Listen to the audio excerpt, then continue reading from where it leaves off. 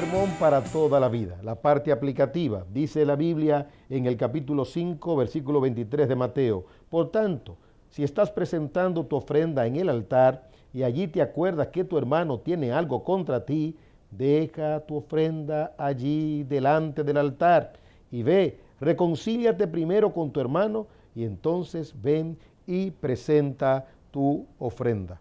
Veremos maravillosamente en este pasaje, ¿verdad? Desde el 23 hasta el 26, que la adoración, algo tan importante, porque Cristo anda buscando adoradores.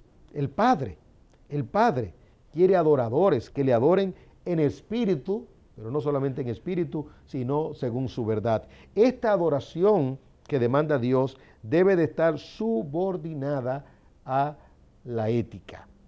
Eso es lo que enseña la palabra de Dios. Ese por tanto es un por tanto de enlace. Dice, por tanto, si estás presentando tu ofrenda, maravilloso. Ese por tanto viene de los versículos 21 y 22, que habla del delito del homicidio, del delito de la ira, ¿sí? Porque la ira se tipifica como un delito, pero no vaya usted a pensar que es un delito desde el punto de vista de algún código penal, no.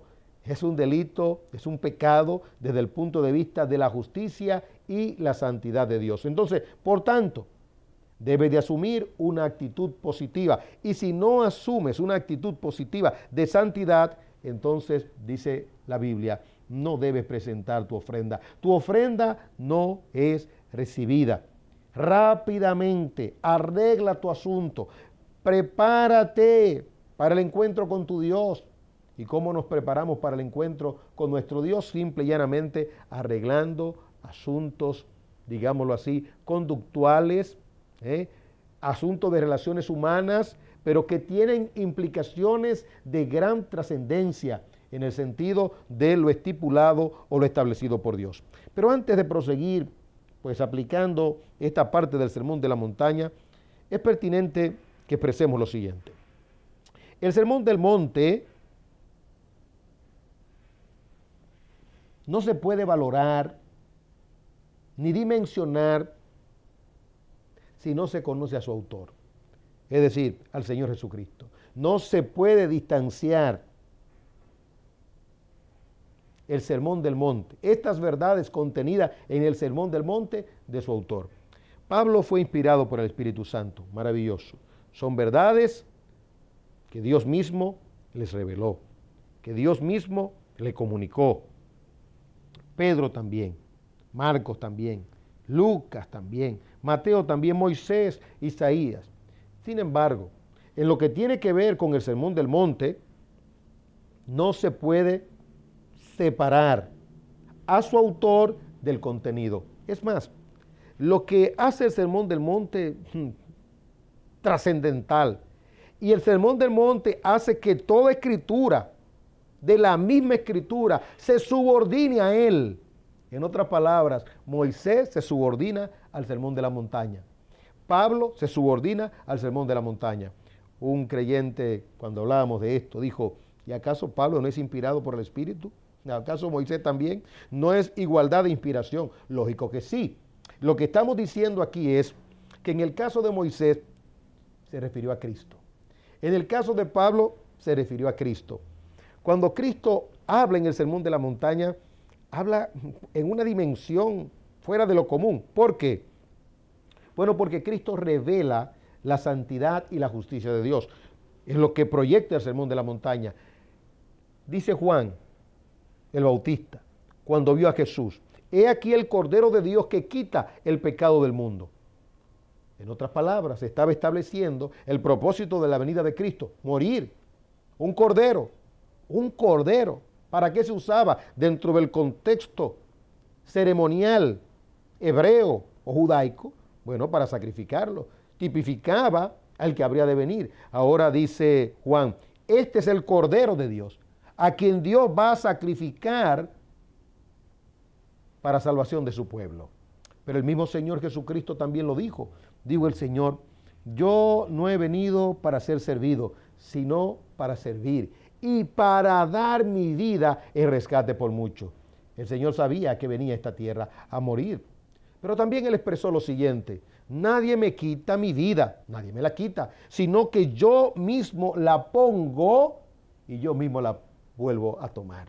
Y en Hebreos se dice lo siguiente, se dice que Cristo gustó la muerte. En otras palabras, era una opción para Él. Si Él hubiese querido, no muere, pero Él sabía que su propósito era morir. Y usted vio la lucha en Getsemaní, sudó sangre, gruesas gotas de sangre. Hubo una agonía y Él dijo: no se haga mi voluntad sino la tuya. En otras palabras, avancemos en el programa divino, en el programa celestial.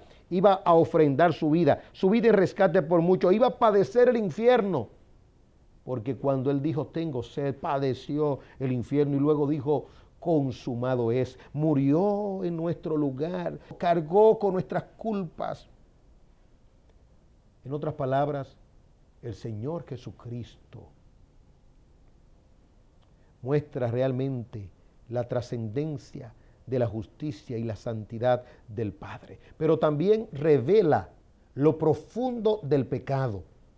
Cuán terrible es el pecado. Por eso habla con tanta propiedad y dice: bueno, si tienes un pensamiento de ira y perseveras en ese pensamiento de ira y le dices a tu prójimo o a tu hermano: idiota, eres reo del infierno. Si tienes un pensamiento lujurioso, el Señor sabía lo que estaba hablando. Estaba dimensionando precisamente la justicia y la santidad. Es decir, que una persona que no conoce a Jesús y que no tiene una relación con Jesús es un usurpador. Al comunicar el sermón de la montaña, esto no es un código de ética meramente, no. Es la verdad de Dios. En otras palabras, usted tiene que creer en Jesús, no como un filósofo, no como un filántropo, no como un místico, no como un arquitecto del universo, no, como el Hijo de Dios. Tú eres el Hijo del Dios viviente, dijo Pedro. Y el Señor le respondió: Pedro, esto no te lo ha revelado ni carne ni sangre, sino mi Padre que está en los cielos. Para poder comunicar el sermón del monte, se tiene que reconocer a Jesús como el Hijo de Dios. Si no, entonces lo que hay es una usurpación. Se está usurpando un lugar y eso es un delito grave en cualquier código y todavía más en el código de Dios. Pues Jesús, el gran Salvador, parte de la premisa precisamente de la santidad, de la justicia de Dios. De ahí es que podemos ver que el texto nos muestra con claridad meridiana que más que adoración, lo que se necesita es una adoración subordinada a la ética. ¿Qué queremos decir cuando hablamos de ética? Nos referimos a la forma, nos referimos a la vida, nos referimos a la conducta. Por ejemplo, los abogados tienen una ética y deben respetar esa ética. Hay un colegio de abogados, hay una institución que monitorea a los abogados, funcione o no. Cuando un abogado irrespeta su rol, su posición, su profesión, entonces va a un rigor disciplinario, a un proceso disciplinario. Se espera un comportamiento adecuado. En otras palabras, no puede estafar, no puede engañar. Y hasta su vestuario debe ser diferente. Hasta su conducta, porque él de alguna forma administra justicia, tiene que ver con derechos, tiene que ver con equidad. Él reclama que se haga justicia. El código del juez, la ética del juez, el código de ética del juez, debe de ser una persona separada, debe de ser una persona con gran solemnidad, no solamente en estrado, sino en su vida, en un sentido amplio. Y los docentes, nos referimos a los profesores, de igual forma deben tener una ética o un comportamiento. Imaginaos a un profesor bebiendo cerveza y licores en colmadones o en establecimientos donde se expenden bebidas alcohólicas, o simple y llanamente con una botella de ron o de cerveza en las manos. ¿Qué dirán sus estudiantes? ¿Qué dirán los padres? A menos que los padres quieran eso para sus hijos. Es decir, que sus docentes, sus maestros, los instruyan en saberes, pero también le envíen un metamensaje a través de esas conductas. No, el magisterio es un sacerdocio y debe ser respetado. Hay una ética, como hay una ética de los legisladores. Ellos legislan leyes, son solemnemente los que aprueban y desaprueban las regulaciones jurídicas para la nación. Del presidente se espera también una ética. De los médicos se espera una ética. Ahora bien, si en todas estas ramas hay ética, en la vida cristiana también hay ética. Es decir, lo que Dios espera de su pueblo. ¿Y qué Dios espera de su pueblo? Ya usted ve aquí la ética de Dios. Santidad. Santidad en el sentido práctico, más que esto. Santidad y justicia desde el corazón, desde adentro. Dios juzga a su pueblo en su criterio de ética y moral desde adentro, en un sentido más profundo, en un sentido espiritual. Para cerrar el segmento y continuar en el próximo bloque, es importante que se diga lo siguiente. ¿Qué es lo que sostiene a Dios? Para que se pueda entender la trascendencia del asunto y para que se pueda entender también por qué Dios exige que más que levantar las manos, que adorar, se tenga, digámoslo así, una ética correcta. Dice Miqueas capítulo 6, versículo 8, ¿qué pide el Señor de ti? ¿Qué es lo que pide? Que levante las manos, que cante a voz en cuello, que aplauda, que recorra mar y tierra para ser prosélitos. No, no, no. El Señor pide de ti hacer justicia, misericordia, gloria a Dios, y ser humilde ante Dios. Ahí está. Pero observemos ahora el Salmo número 15. ¿Usted tiene una Biblia? Abra el Salmo número 15 conmigo. Mire lo que desea el Señor. Más que una adoración extravagante, el Señor aquí, en este Salmo número 15, demanda que se tenga un corazón limpio, manos limpias. Señor, dice el Salmo 15, ¿quién habitará en tu tabernáculo? ¿Quién morará en tu santo monte? Ahora observe usted cómo se asocia la comunión con Dios, pero con la santidad de los que pretenden adorarle. El que anda en integridad y obra justicia. Que habla verdad, ¿dónde? En su corazón. El que no calumnia con su lengua, no hace mal a su prójimo, ni toma reproche contra su amigo. Ahora observe usted esto que debe llamar la atención de todo el auditorio, porque lo que estamos viendo en el contexto del pueblo de Dios es tan bochornoso a la justicia de Dios y es un asunto tan elemental. Por favor, subraye esto. Si usted pudiera hasta subrayarlo de alguna forma en su Biblia, destáquelo. Dice, versículo 4, en cuyos ojos el perverso es menospreciado. ¿Y quién es el perverso?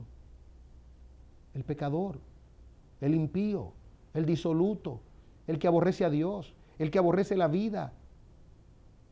Pero hoy en día, ¿cuántos hay que están vindicando al perverso? Por un asunto de amiguismo, de favoritismo, de miedo a los hombres, en cuyos ojos el perverso es menospreciado, pero honra a los que temen al Señor. Ese es el punto.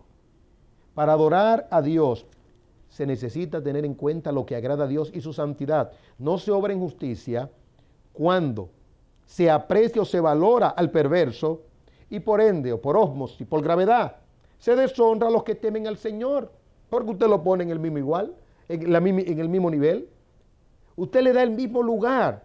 Cuando usted honra y valora al perverso, al impío, al pecador y lo trata como un santo, usted lo está poniendo aquel que persevera hasta el final y que llega hasta el final. Piénselo por un momento. Es abominable a los ojos de Dios. Dice la Biblia, el que aún jurando en perjuicio propio no cambia. En la segunda carta de Pablo a Timoteo se expresa la misma idea. El Señor requiere, demanda de aquellos que le adoran integridad. Dice el texto de la manera siguiente: no obstante, capítulo 2, versículo número 19, no obstante, el sólido fundamento de Dios permanece firme, teniendo este sello: el Señor conoce a los que son suyos.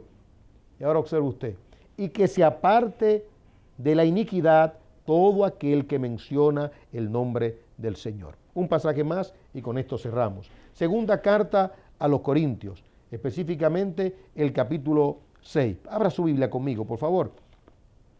Capítulo 6, versículo 16. Dice: ¿O qué acuerdo tiene el templo de Dios con los ídolos? Porque nosotros somos el templo del Dios vivo. Como Dios dijo: habitaré en ellos y andaré entre ellos, y seré su Dios, y ellos serán mi pueblo. Por tanto, salid de en medio de ellos y apartaos, dice el Señor, y no toquéis lo inmundo, y yo os recibiré. Y añade el versículo 18: y yo seré para vosotros padre, y vosotros seréis para mí hijos e hijas, dice el Señor Todopoderoso. En otras palabras, lo que se está planteando aquí es lo siguiente: la ética, la conducta, es decir, la santidad predomina, va delante. En el próximo segmento veremos a Isaías, ¿verdad?, cómo dimensionó también la santidad de Dios en el capítulo 6 y cómo vamos a relacionar esto precisamente con el pasaje del Sermón de la Montaña del capítulo 5. Y exhortaremos a una vida urgente de santidad y de devoción al Señor.